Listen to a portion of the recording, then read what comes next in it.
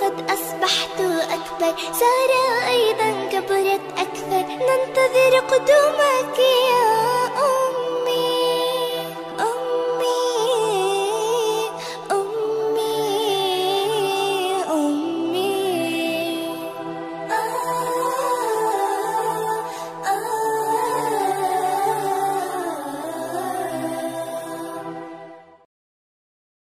Shuning uchun ayollarning ishi, birodarlar, uyda, asosiy ishi farzandlarning tarbiyasi.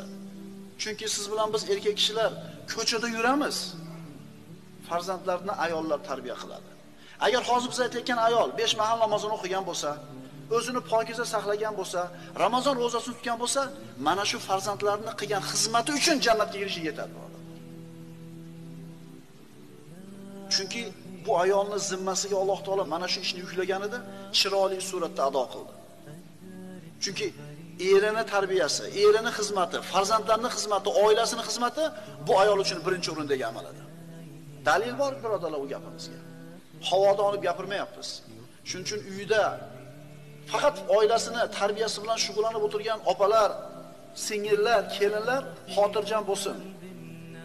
Erining xizmatini qilgan bo'lsa, oilasini tarbiyasini, farzandlarining tarbiyasini zo'r qilgan bo'lsa, shu ayolga jannatga kirishlikka kifoya qiladi shu amal. Payg'ambarimiz sollallohu alayhi vasallam aytadilar, Imom Buxoriydan keltirilgan hadisda, "Man kana lahu thalathu banatin yu'wihunna va yakfihunna va yarhamhunna faqad wajibat lahu al-jannatu albatta."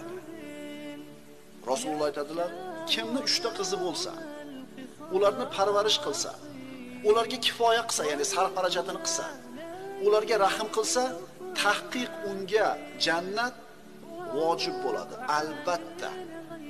Albatta jannat vojib bo'ladi. 3 ta qizni ta'lim tarbiya berib, axloqli qilib joyiga uzatadigan bo'lsa. Ya Rasululloh, 2 ta bo'lsa-chi deydi. 2 ta bo'lsa ham. Bitta bo'lsa-chi? Bitta bo'lsa ham. Agar shariatda aytilgandek tarbiyasi bilan shug'ullanayotgan bo'lsak, agar qo'liga iPhone'da Galaxy'ni berib qo'yib, internetga o'tkazib qo'ymagan bo'lsak, agar erga berganimizda qayna-qaynotasiga aql o'rgatadigan, kuyovga tikka qaraydigan qilib uzatmagan bo'lsak, agar qizlarimizni tarbiyasi bilan shug'ullangan bo'lsak,